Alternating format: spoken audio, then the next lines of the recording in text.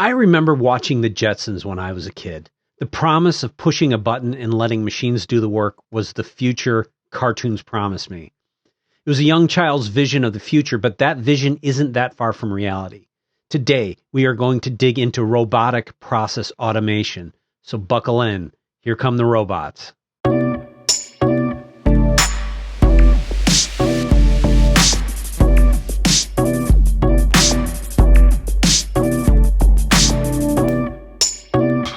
Hey everybody, welcome back to another Future Tech video podcast. The audio version of the podcast is available on Apple Podcasts, Spotify, and most of the others, or you can find it at futr.buzzsprout.com. We are talking about RPA, or Robotic Process Automation. Sadly, there are no physical robots involved, and for more on that, you can see my quick video on RPA here. That said, these software robots are no less useful at eliminating the tedious and dangerous tasks that humans often get stuck doing. Today, we have with us Prince Kohli, who is CTO of Automation Anywhere, a company that has raised over $840 million and is a decacorn. They are one of the long-standing dominant players in this space. Prince is going to tell us all about RPA and share some stories of how automation has made businesses move faster and save money while letting their people focus on doing the things that they do best. Welcome, Prince. Thank you, Chris, and thank you, Sandesh. Thank you for having me here. Well, thanks for being here. We're very excited to talk to you about this because I think this is a definitely very interesting area for us. So tell me a little bit about the Automation Anywhere founder story. Like, where did you guys start? What was the problem you guys were originally trying to solve? So many years ago, the original problem was still the same as it is now, although the technology had not caught up.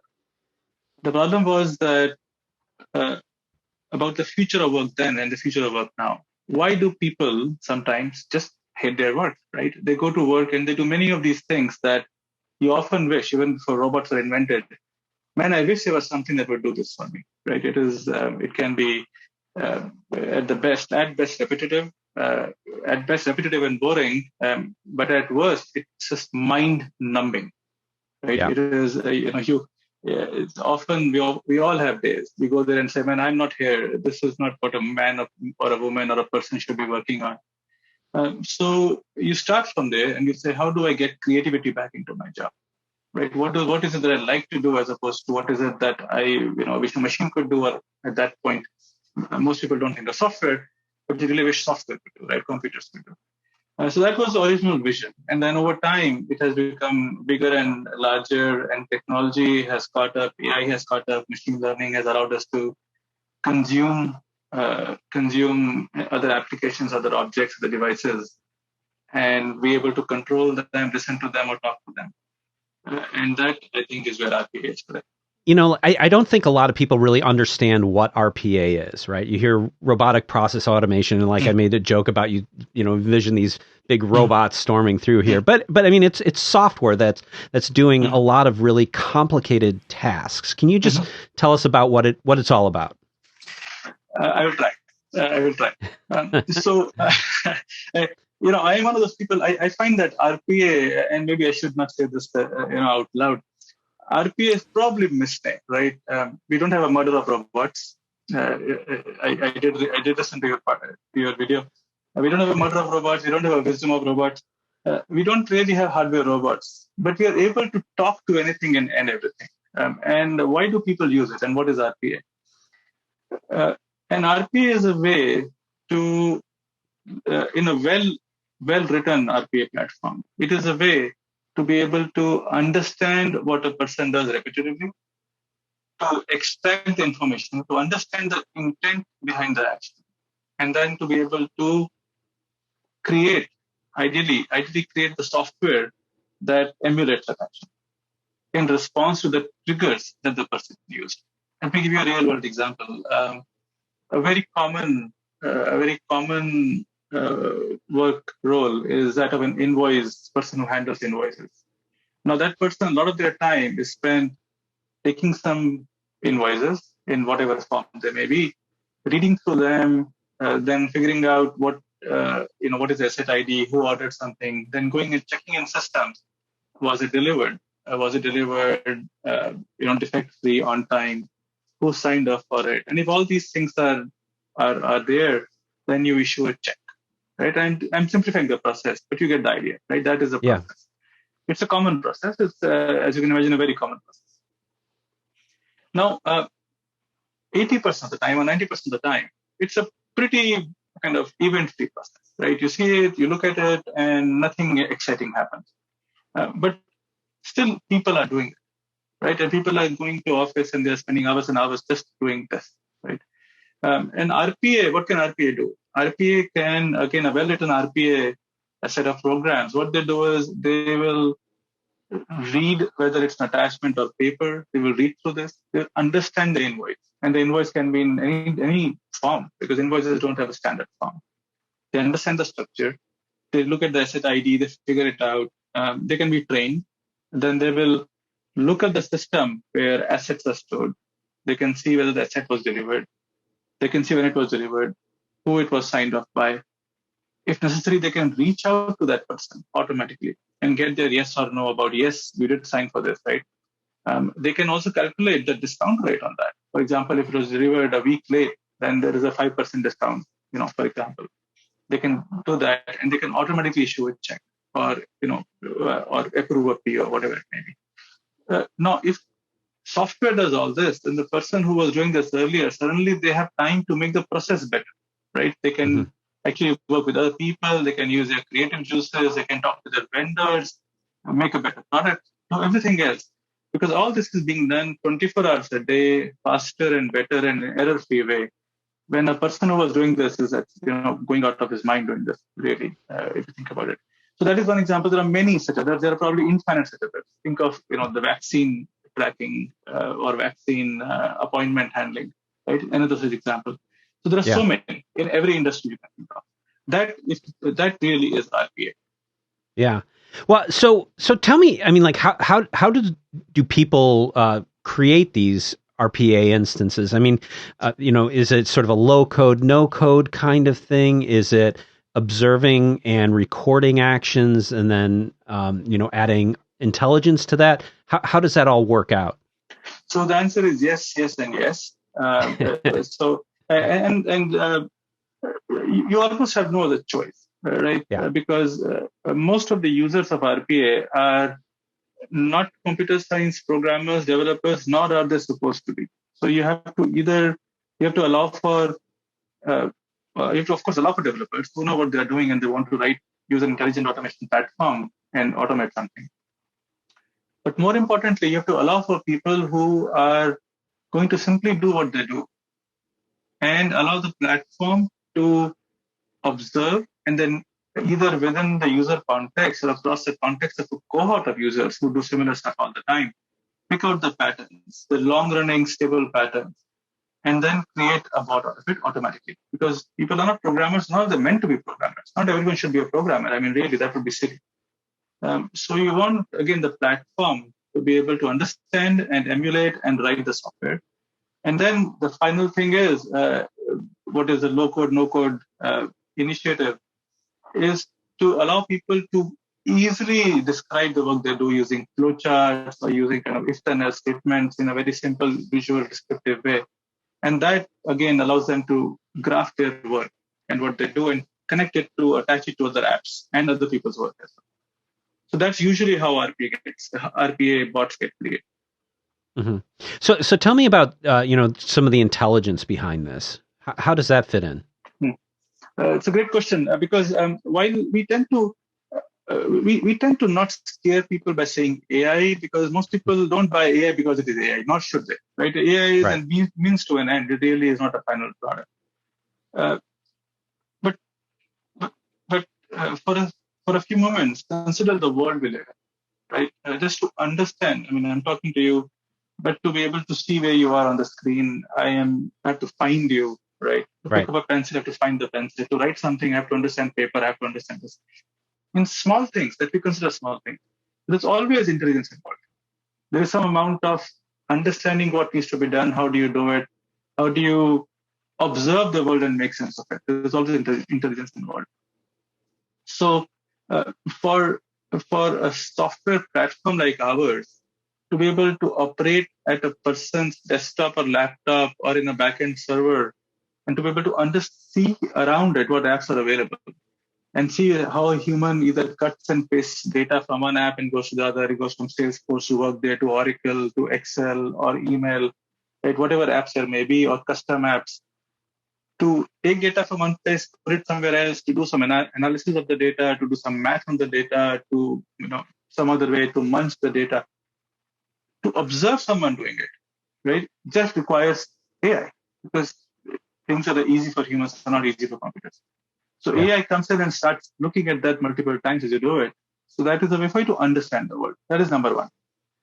Number two, if you go back to the example I gave earlier about invoices, to understand an invoice and to understand how they are laid out, and what is an asset ID, what is the name of a person, what is the name of the object, that requires kind of classic machine learning, right? You understand what are the tags, what are key value pairs, and that again, machine learning, which is AI, comes in to understand documents, right? Mm-hmm. And then, of course, to go and create a bot from what is observed behavior, that requires AI as well, because you're going to make you observe the pattern and you go from the pattern to the actual software. You have to be able to guess with high confidence what the intent was, and then you have to allow the user to change it as well, which again is a form of AI. So AI touches in many possible ways, and we again, a platform like ours would let you have AI at every layer and expose it to you when we need your feedback training. Otherwise, it just works for you. Yeah, I gotta say, I want to have sympathy for your marketing people because, marketing a platform is a challenge. Yes. And when you talk about RPA, it's kind of a tool that does everything. I mean, it is literally the, Swiss Army knife, right? Yeah. And so that's got to be a really tall task to sort of explain it to people and to find your market and try to, get your message out, right? It is both. It is, the fact that you say it is funny because I think maybe I've lived through that world, so many of us have the scars, right? It's interesting that when you are in the initial part of the market, to the first 1/3 or 1/5 of when the market is being developed and born, you almost always want to have a platform. You want to have a great Swiss Army knife that can do many things for many people because it allows you to showcase the power of it. As the market starts expanding, like ours is, exponentially, at that point you take that and you work with partners and some of your own employees and your own people, and you try to do create solutions around domains because it allows you to tell the story better, right? Like for example, in healthcare, we can go and say, example of vaccines in city of Seattle in NHS. Many such examples where we said, you have this need and we have this where it fits directly. This is how you think about it. Don't think of the many million other things it can do. Think of this, right? That's really a solution. And we work with partners to implement it. We work with our own professional services. But the idea is to sell a solution in those cases. So you really have to do both. But my experience is that as markets mature, solutions are born. You can't force solutions upon people. Solutions are often pulled by customers and partners. It doesn't matter how good you may be or we may be. Solutions are local. They are local to a geo, to a geography, to a country, to a domain, right? And we are never going to be experts in everything like that. So on that note, I think, maybe the best way to explain RPA to people is to just kind of talk through some of the really cool use case stories that you guys have, because I think there's some really interesting things that you've achieved and done with some of your customers. Yeah, no, we'll share a few. There are obviously many, and there are many that we cannot share, but we'll share a few, some very cool ones. Yeah. There is so in the current context, so there is a company, one of the top, one of the most well-known companies, actually Amgen, I think I can name them. So over there, an RPA developer, what they use bots. They use actually research scientists what they have to do is when inside a clean room, to go inside, they have to wear these bunny suits, right? And they have to do whatever experiments are run on. And then they have to come out and run analysis of the experiment to see what the next set of experiments should be. And it takes a while for them to kind of dress, change their clothes, go in, then come out, run the analysis, go back in. So what the RPA bot developers did in that company is they basically automated that process. So from inside, from their own laptops, they could trigger these bots that could go and fetch data from different places, run the experiment, because the experiments to be run were well defined, and return the results. And so the doctor could be inside, or the research scientist could be inside, and they would get the data much faster. So so they did the analysis, and it lets them get to the next, the next cancer treatment for the cancer they're working on. And instead of taking 12 years, it would take like 9 years, right? I mean, that's amazing. That truly is amazing, right? That is not, 5 days over 12 years. It's like, you can start saving lives so much faster. Yeah, well, I mean, it's interesting. You don't think of like the act of taking off a complicated suit and going out and pushing a button, then putting it all back on and coming in is sort of like here's high technology coming to save you from that problem. But like you said, that's a big deal, and if it shaves hours and hours off of people's days, that can be significant, right? Especially in some certain industries. Yeah, for sure. And there is a time, and then there is also the fact that these are people you want to have this time spent doing research, right? Other stuff, right? Just like doctors, right? When you have a surgeons, all these guys, you want them actually doing operations and working on saving lives, for example, as opposed to filling forms and just inputting data. And that's where again intelligent document processing comes in. It starts feeding prescriptions, issuing other things. So automation can do so much. I'll give you an example much closer to many other companies. In our company, as a matter of fact, a lady, she's in contract ops, and she wrote a bot, and because she's in contract ops, she called the bot Connie bot. So she wrote Connie bot, and her problem was that she was during month end or quarter end, she was having to stay up till 3 a.m. and wake up again at 6 a.m. because there's so many contracts that start coming around that time, and she had to quickly fill them in and issue them so we could get the revenue recognition done in time. And she wrote a contract bot, and what it does, it takes an Adobe e-sign document, closes all the tickets that are needed, creates a license delivery mechanism, submits all the docs, signs everything that needs to be signed, and sends this all to a customer. So it can be an hour or two of work per contract. And all of that can be now done in parallel with a bot that runs 24 hours a day. So suddenly she has a life, right? And then she says, look, as soon as I wrote it, I gave it to 2 people. So we had 3 in the team, and suddenly a team of 20 was using it in 3 or 4 days. So it becomes viral. It's so useful, it becomes viral. Maybe they can edit videos if I can get some sleep. There you go. That falls under like sort of the intelligent document processing piece of what you do. Could you speak a little bit more to like what you have there? So intelligent document processing, or IDP for short, it allows you to read scan documents, because scanning is the well understood technology. You can use any scanner out there. You can read scanned documents and take structured, unstructured, semi-structured data. Think of common, it could be tax forms or KYC documents, know your customer, a driver's licenses, could be mortgage forms, right? Especially in the last few years. As a customer example, there is a company that went from issuing mortgages in 3 to 5 weeks, I forget, something like that, to doing it in a few days. I think it was, they were targeting a few hours, and they're down to 3 days now, but they're going to continue to push it down.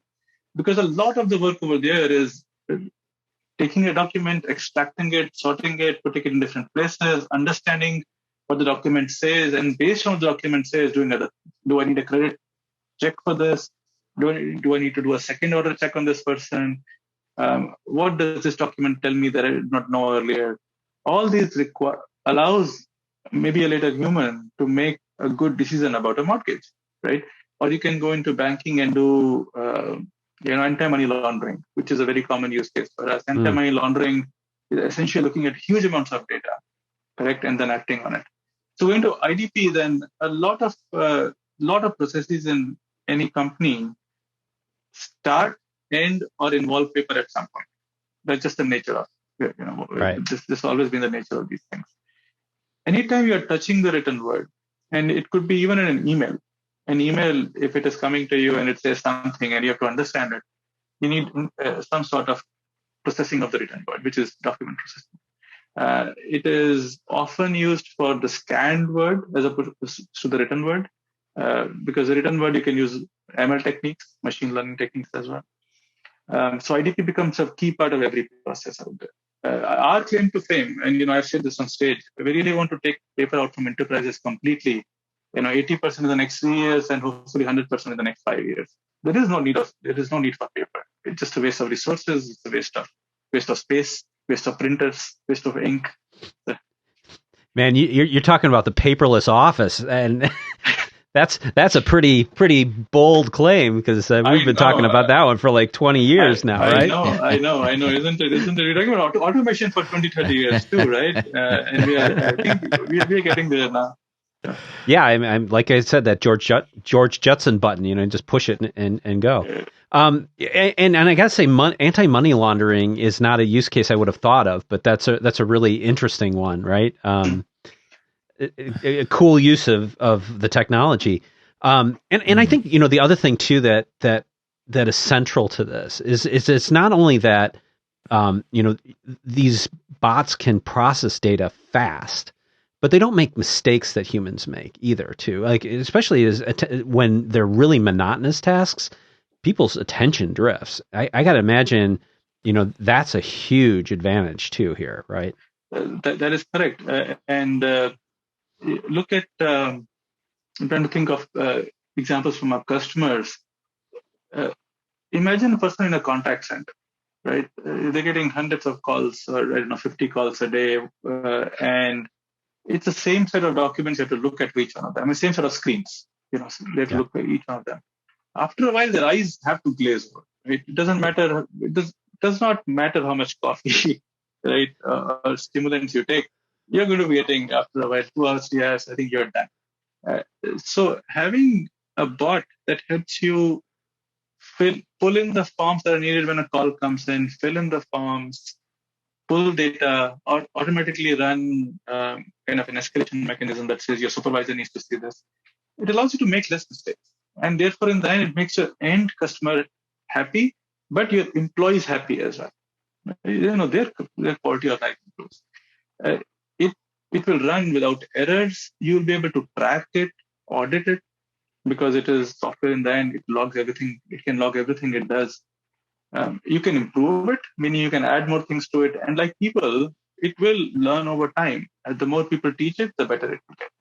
But it will be consistent, which can make all the difference.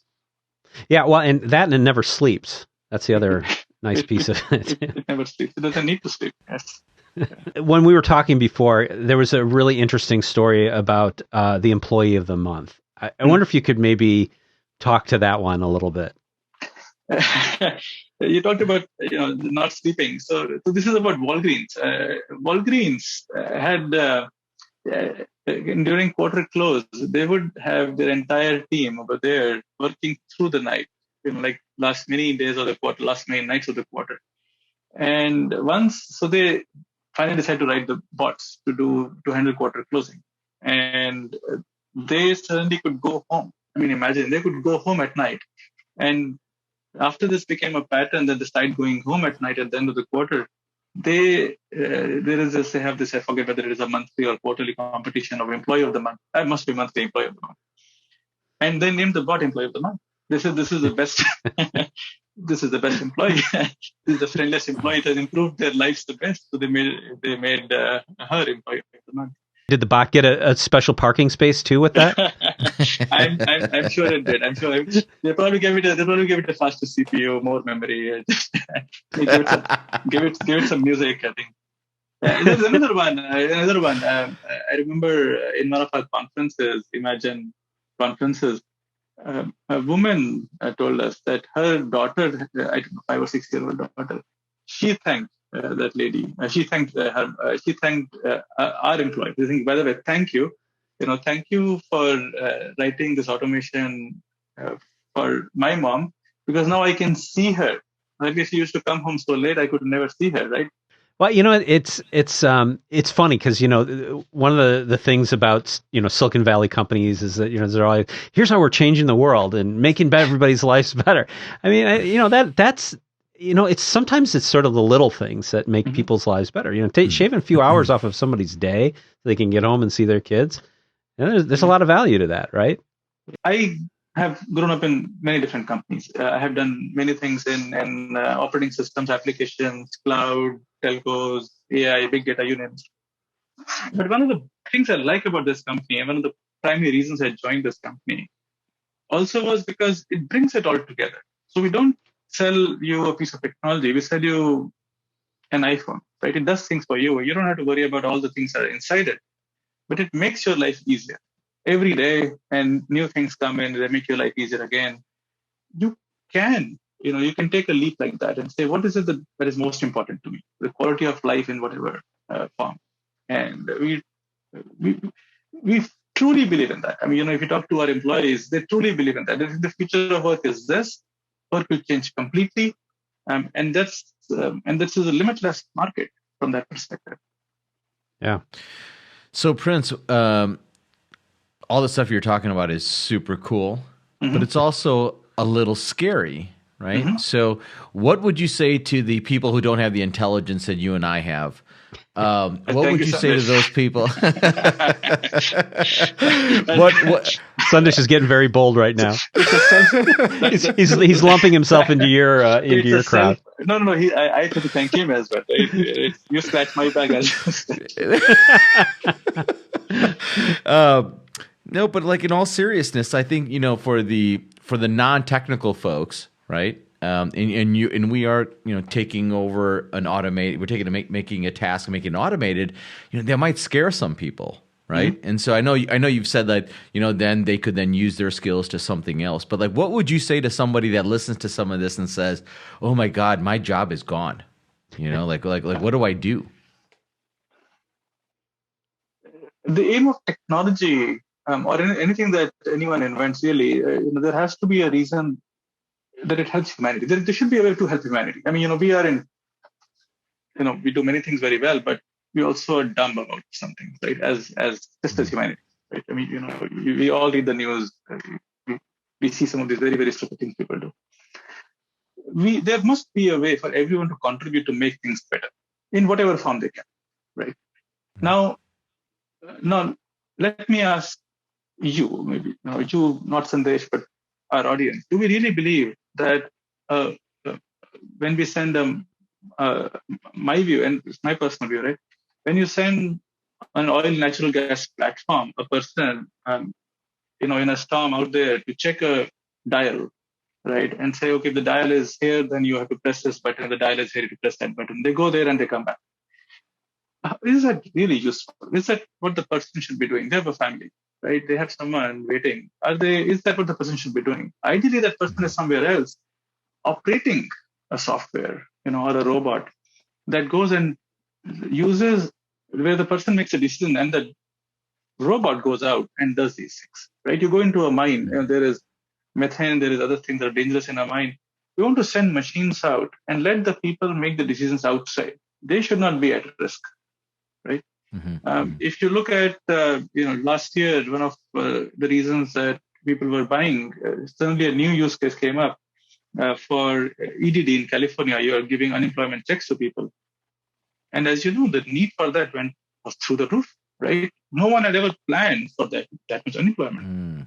So if you don't use technology to start accepting those applications and to start processing those applications and to start issuing checks sooner, people are going to go hungry, right? Now, at that point, would you say that it is okay for people to do it slower because it is the right thing for those people, whereas the millions of people are waiting for a check for months, right? How would you say that? So my view is that I think you should allow technology to work with people. I do not believe it replaces people at all. We do not see examples of that. What I see is it improving the life of the people it works with, that it works for, it works on behalf of. Yeah. Again and again. And it lets the people actually optimize their potential. Because Right. the human beings have so much potential. It's just if we can use the technology and to extend that a little bit, then we can actually get some outcomes. Well, and I've seen so many platforms justified, the purchase of so many platforms justified on the basis of like, well, we'll eliminate a full-time employee by doing this and we'll reduce the cost. And that I've never actually seen that happen. Right. There's always something else that person needed to do that they never got a chance to do before. Right. Right. It never happens. And it's funny. We see the same thing as well, because sometimes people will say, I'm going to justify this because it will save me, and sometime it will save me some manpower. But all that happens is that they just retrain those people, right? They reskill, and we have actually a free program called Automation Anywhere University, and you can go and learn about how to make bots, which is actually pretty popular. You don't need to be a developer or a programmer; just need to be able to think in a structured way, right? That's it, and you can automate many things that you work on, and that becomes part of your resume, right? You can go into a job and say, "I know how to do this." Right, that's is a power. Yeah, it's cool because the value there is that person's domain expertise. Exactly. Right. Exactly. It is not us, our technology. It is what that person knows, encapsulated and owned by that person. Right? Yeah. So just staying with the theme of RPA for dummies, for the other people, not for us. But like if you were to take that concept of what you said about automating the invoicing process and things of that nature, if I am a consumer and a customer, what am I buying? What does it look like? Is it a statement of work? Is it a SKUs? Like how am I consuming that and purchasing it? So the way that we sell it, so we are a cloud native product. We are installed both in the cloud, and if people want to, they can install it on premises, because for some companies it's important to be on premise. But the way that it is sold is, I'm going to simplify it because complexities don't matter very much. And there are two ways to consume it. One is you buy the experience of creating an automation, which is the bot creator license, if you think about it. And then there is the experience, the actual when the bots are running, right? So we will sell it based on both the number of creators that you have and then the number of runners that you have at any one time. We tend to make it very simple. There are a few other odds and ends, but really they don't matter that much. So we tend to make it very simple because we think that the value really is that you have some people creating and then you have 100x as many people using. Right, and you can be using on the desktop, you can be using in the back office, you could be using them together, which is what we have as well, what we call RE, which is essentially a way to bring back office, middle office, front office together for anyone to reach across and run any automation anywhere. So it allows people to just consume it based on usage as opposed to anything else. Where does this go next? I mean, what's next for you guys? What's next for the RPA market? What do you envision the future of this to look like? So for us, we feel that many of us have kids, right? And sometimes we think of it the way we model the world is what kind of world would we want our children to grow up in? What kind of work would we want them doing or not doing? And I think we don't want our children to be paper pushing robots, right? Right. Or just kind of being swivel chair enthusiasts, going from one place to another and copying data and cutting data.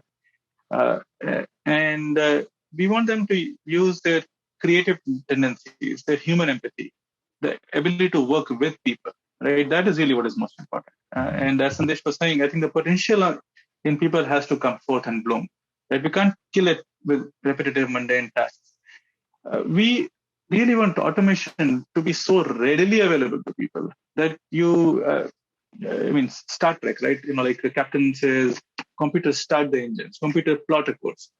Yeah, he is not going and checking the carburetor, right? And checking the oil in the engine. Something is doing that, right? The people aren't doing it.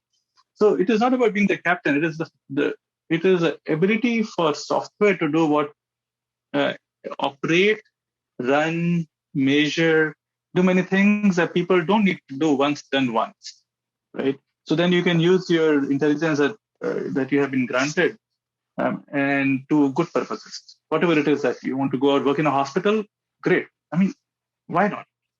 Doctors can't be nurses. Robots can't be nurses, right? That requires an empathy, right? So those kind of things people are really good at, and machines are never going to be good at that. So from a technology perspective, though, what do you see, RPA bringing to the market in the future? So the way that we think about it is that, and this is my view. Well, you're the CTO, so that holds some weight. I must be correct.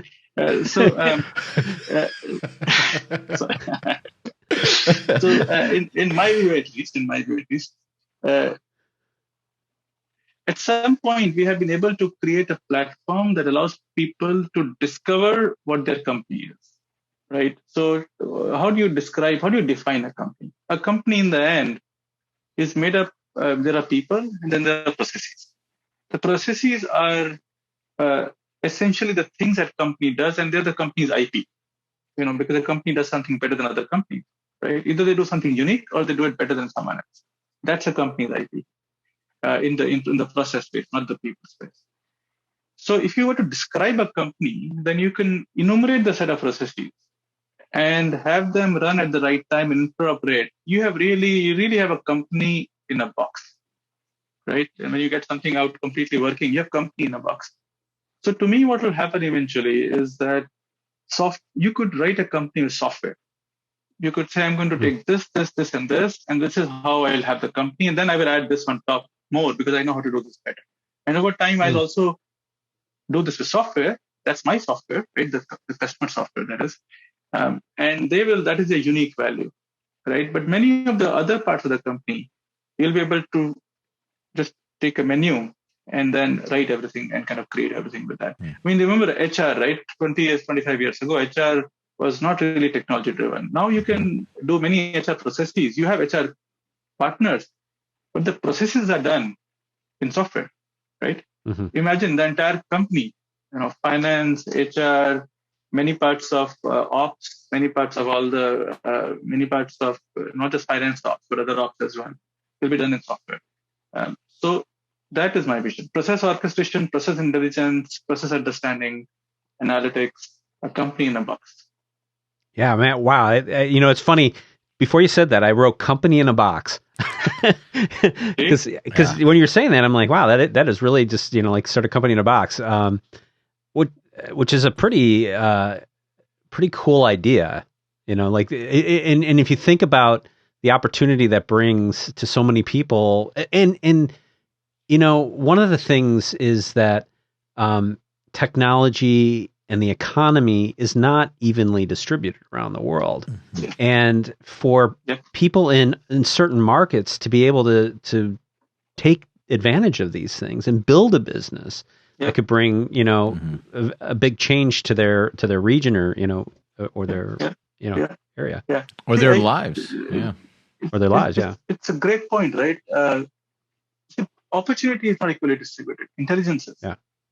Right? I all over the world, people. IQ changes are low to non-existent, right? But the opportunities are absolutely mind-bogglingly either missing or sometimes all there in just very few places.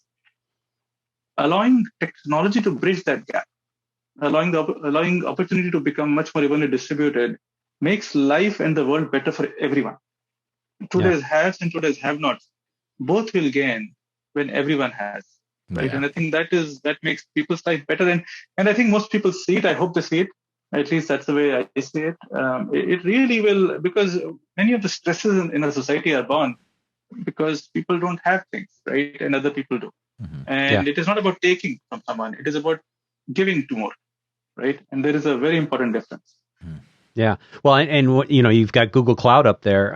So when you combine the cloud, the power of the cloud and the access and the availability of the cloud with that's a really interesting combination.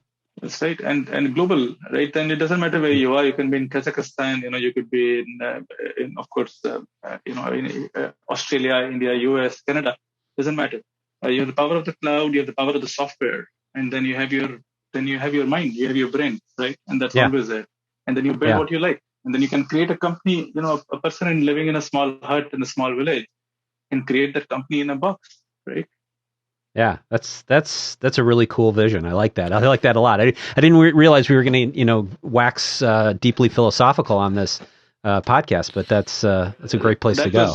That's because Sandesh and I are very smart. So, yes, thankfully. Yeah. Thankfully. I mean, Chris, we're glad you're here, though. I just want to be clear. No, but I think in all seriousness, I think one my big takeaway from this conversation is we talk about automation and technology and robots taking over this world and all that kind of stuff. But what I think we've been missing is, especially during COVID and everything else, is the human relationships and the human interaction. And that pitch right there, if we can, who does not want to spend more time with their family right now? I don't care how rich you are, what job you have, whatever you do, you're a baseball player or you're a janitor. Everybody wants to spend more time with their family and their friends in a more meaningful way, And if if there's a way that we could deliver that, I mean, that's the mental health cures that we need in this world right now. Yes. Yeah. So that's awesome. For sure. So you actually, all right, Prince, I'll tell you, you are one of the ones making a better place. I will. Many claim it, but you guys are actually doing it. Congratulations. Thank you, guys. Yeah. Thank you. Hey, so I've got to ask you, because it's right in your background here. NASDAQ congratulates Automation Anywhere, partnering with Google.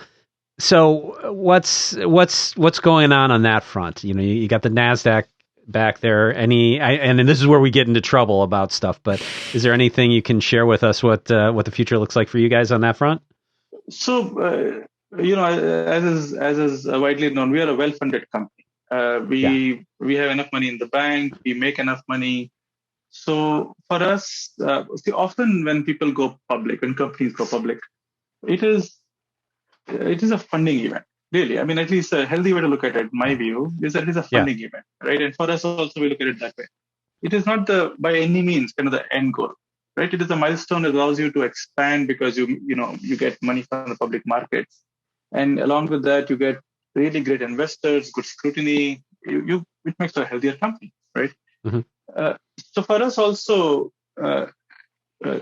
we will go public when we are fully comfortable that we are kind of on a good clockwork execution cycle. We are expanding right now massively. We are taking our customers to the cloud. We want to be able to do that fully. So we are through multiple transitions on that side, right? We went through a product transition 1.5 years, 2 years ago with the cloud architecture. So once we are through that, I feel that will be the right time for us to take the next step in terms of whether we need a next funding event or not. Beyond that, there is not much that I can honestly say. Fair enough. Technology, when it is for the good and for the people and makes people's lives better, it is quite amazing how people pick up on it, right? It is not a surprise that our RPA space is growing so fast, right? Yeah. We don't have to market, we don't have to tell people, we don't have to spin things around. People see this and they quickly understand how this brings value into their life. In the end, that's all that matters, right? We can spin whatever story we want, but the value has to be in the eye of the customers, and the customers see it. Yeah. So, and that gives us energy as well. Yeah. Well, Prince, I got to say, keep up the good work. You're doing amazing things, and it's very cool. And I can't wait to see what you guys put together next. Thank you so much for coming on. Really, really appreciate it. Thank you, Chris. Thank you, Sandesh. Thank you for inviting me. I love the conversation. Thanks for watching. If you like what you saw, please click that like button. Hit that subscribe button because that helps the channel a tremendous amount. And if you want to get notified when we post new content, click on that bell icon and you will get those notifications. And I will see you in the next video.